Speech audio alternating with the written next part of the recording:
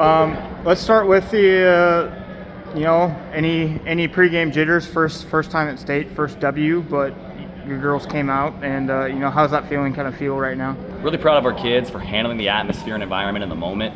We've got a couple kids that played in the state soccer championship game a few times, but obviously not quite the same thing. But there is big game experience there, but a high percentage of a roster, this is pretty new to them.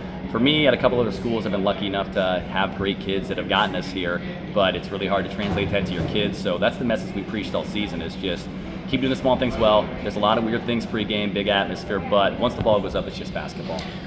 Talk about that mosh pit there with the student section at the end. What was that feeling like, where you can kind of celebrate it with the girls and the entire community? I'm glad that our girls got such support from our fans, our parents, all of our spectators, the Gretna East community, including the students. They all came out in massive amounts today, it felt like, and it was noticeable in the arena, and I really think that helped get us to the finish line. Sonora came in averaging 8 points per game. I think she finished with 16 tonight. Just her play kind of transitioned there in the second half, where it allowed the rest of the girls to kind of calm down.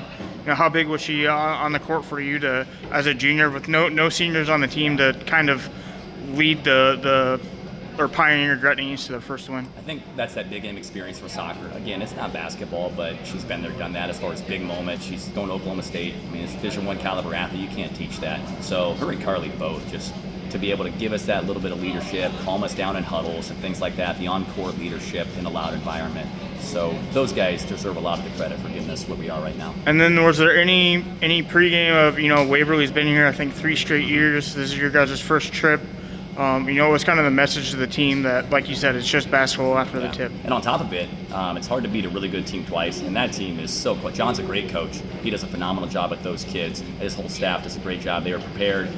They beat Elkhorn North this season. They've had a bunch of other quality wins.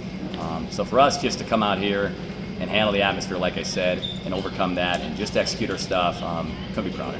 And then last question, can you talk about the outfit? Is it lucky? Is it just... My fiance claims it's too much yellow. I thought it looked fine, but I don't know. Hey, hopefully nobody minded too much. No. Thanks, Coach. Thanks.